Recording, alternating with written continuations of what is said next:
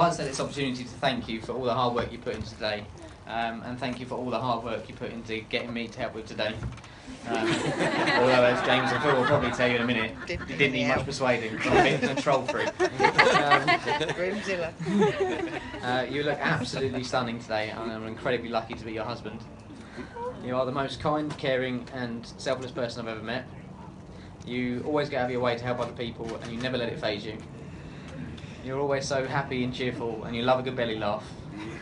And you always cheer me up, and I love how happy you get by even the simplest of things, like cooking a good poached egg, discovering a new flavour of yoghurt, or even getting a new toothbrush.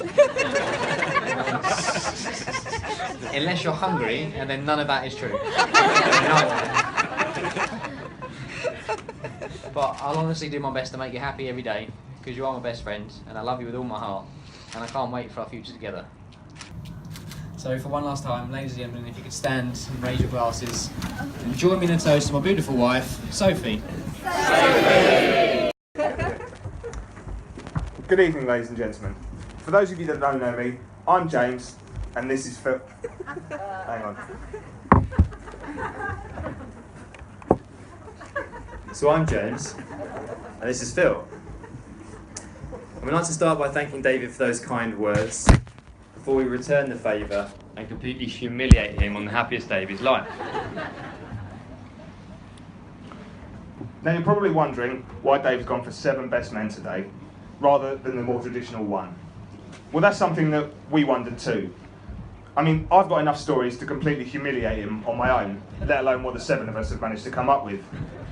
And so, over the course of the next few hours, we'd like to discuss these stories in detail. Anyway, let me tell you a bit about our relationship. So we met in the 80s. I'm David's twin brother, but I always like to point out that I'm the older one, 26 minutes older. And as such, I'm able to impart the kind of wisdom that only an older brother can. For instance, I can say things like, when I was your age, and then tell him what I did 26 minutes ago. Now, I've known David for 20 years now, and for some of that time, we've even been friends. I lived at the respectable end of Pembury. There is such a thing. And I can remember the first exciting glimpse I had of our new neighbours. It was like they'd moved in from the French Riviera or something. There was Lynn with her gorgeous Rover, Chris with his fabulous leather jacket, Becky looking very classy, and then I saw the boys, who looked like they'd just escaped from a set of Shameless. It was their hair that really stood out. One of them had the first mullet that I've ever encountered, and the other had a bowl haircut and bifocal lenses. Like something out of a bad 70s movie. Anyway, I took it upon myself to befriend these individuals, mainly from a care in the community point of view. So one of the things that we couldn't get through this speech without addressing is the rumour that David secretly prefers the company of men.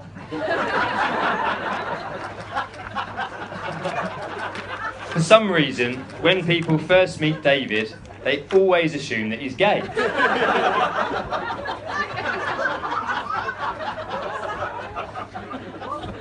We don't really know what this assumption is based on. His manner, his interests, the fact that he sleeps with men. But over the years, he's even ended up with the nickname Gay Dave. In fact, I'm pretty sure that even Sophie thinks he's gay. Another thing that everybody associates with David is the fact that he seemed to just stop aging before he reached puberty.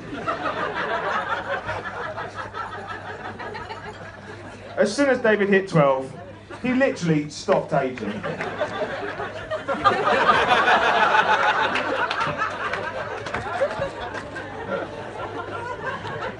We think he's kind of like Peter Pan. In other words, he spends his nights climbing through young boys' bedroom windows, and he spends his days crossing swords with hairy old men.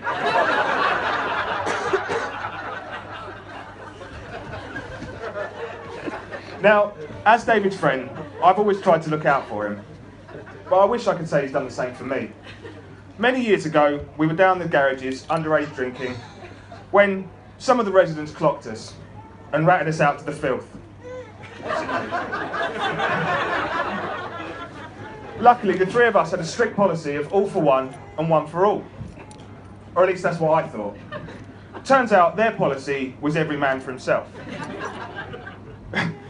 When Dave and Tom saw the police approaching through the close, they legged it and left me sitting on the floor, surrounded by empty beer bottles and a half-drunk bottle of whiskey.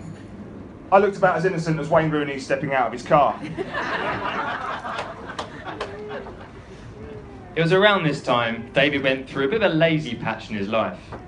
In fact, at one point he was like a sloth with a Valium addiction. During the summer, he did literally nothing but sit about. No doubt wondering why he still looked the same as he did when he was 12. And why his body still hadn't grown hairs in the appropriate places. He was actually given a car around this point, but rather than learn to drive it, he spent many hours sitting in it with his friends, chain smoking and playing computer games. For David, the car was basically a metaphor for his life. It was going nowhere.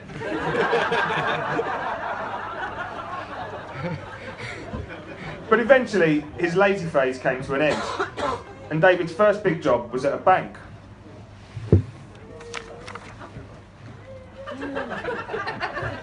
Now, I think he imagined the banking industry to be a roller coaster of money, drugs and excess. But Dave was working in a bank in Pembury. Dave wasn't quite as sexy as the Wolf of Wall Street. In fact, he was about as sexy and dangerous as Big Bird from Sesame Street. That said, he did start to move his way up the ladder. And with a promising career stretching out in front of him, he did what any of us would have done. He jacked it all in to go and teach Kung Fu. In other words, he wanted to spend every weekend rolling around on the floor with strange men. No change there, then.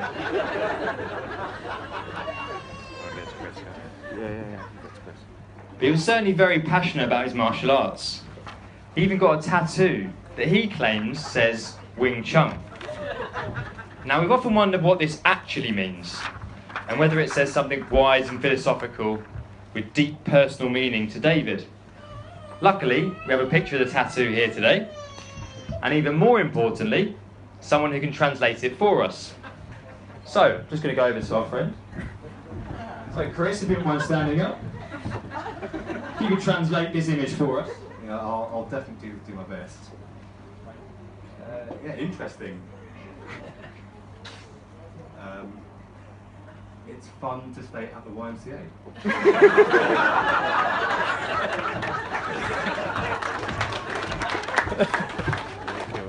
Thanks, Chris. So it's fun to stay at the YMCA, yeah? Great. So it definitely does have a deep and personal meaning for David. Anyway, it turned out that David was never really meant to be the next Bruce Lee. And so he decided he needs to do something different. Something quirky, out there, off the wall. Yes, that's right. He decided to join AXA PPP. Mind you, it's a job that's tailor-made for David, because it involves him identifying operational inefficiencies, or to put it another way, snitching on his colleagues. David was a bit of a snitch growing up, you see, and was always quick to tell mum or dad about something I had or hadn't done, which quite often resulted in me getting beaten with a wooden spoon. Ironically, that's something that David really enjoys these days. Or at least that's what it says in his Grindr profile. Now, another example of David's tendency to snitch on his family is the time that we built a camp down at the woods, and it was destroyed by what we thought were bigger boys. But David soon found out that it was actually Becky and her friends, and he wasted no time whatsoever in ratting her out to us. He then helped us lure her down there the next morning so that we could shower her in flour and eggs. Mind you, I think Dave was actually quite disappointed that it turned out to be Becky, because, as we all know, he'd much rather have several bigger boys penetrating his secret area.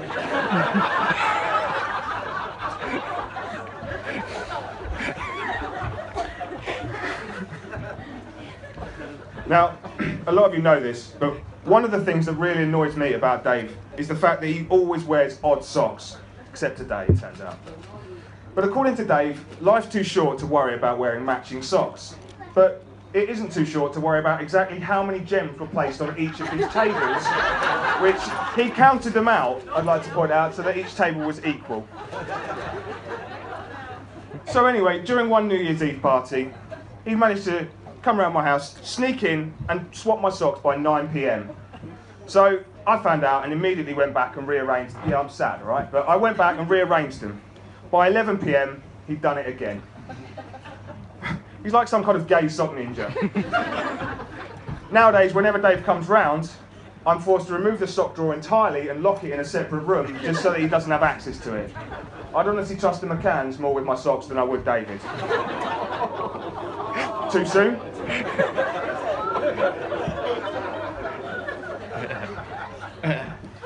But even though David still looks like a prepubescent child, he has started to show his age in other ways. His knee, for instance, is on the verge of disintegrating. In fact, it will break if you even stare at it for too long. How he managed to get down on one knee to propose is beyond me.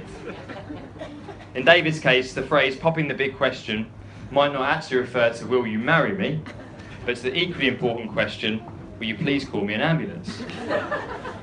Mind you, as soon as he utters his catchphrase, I don't think my knee is up to it, he then proceeds to throw himself into any activity he was concerned about, with all the caution of a lemming throwing itself off a cliff. This tends to result in yet another visit to the knee surgeon. But then maybe that's the main reason that he does these stupid things. From what I've heard, the knee surgeon is a very good-looking man.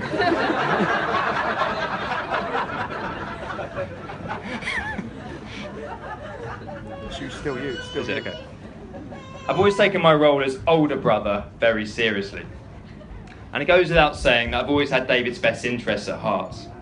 At one point, for instance, many years ago, David had a girlfriend who just wasn't quite right for him. So I did what any concerned big brother would do and kissed her. Now I get the feeling that David wasn't that pleased with this intervention, mainly because he punched me in the face.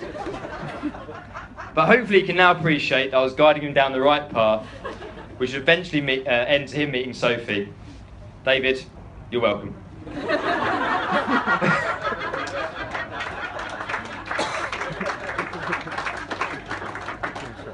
So as soon as David and Sophie started going out, it's like they've been together forever, and she's always seemed like a part of the family from day one.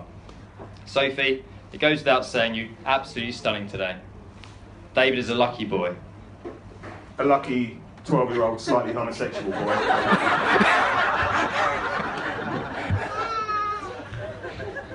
No, but seriously, Sophie's definitely been a good influence on Dave. She somehow manages to keep him out of trouble. And these days, he's a lot more active than he used to be. It's either rock climbing with Tom or Aaron, running with Matt, or gaming with Rog. I think it's fair to say that whether he's getting tied up in ropes and harnesses, getting incredibly sweaty in lycra, or just sitting on the couch with his joystick in hand, Dave's never happier than when he's in the company of other men.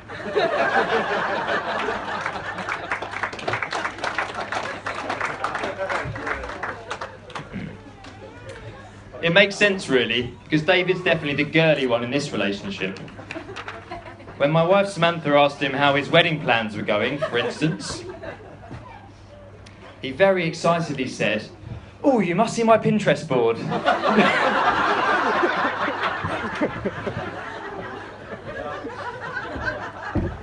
And just last night, David had his bridesmaids round. Sorry, best men.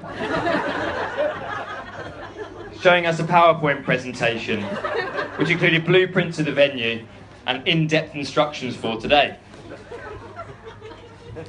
He's also terrified of spiders, and has even been known to avoid showering or going to the toilet until Sophie removes any 8-legged guests that have arrived in the bathroom.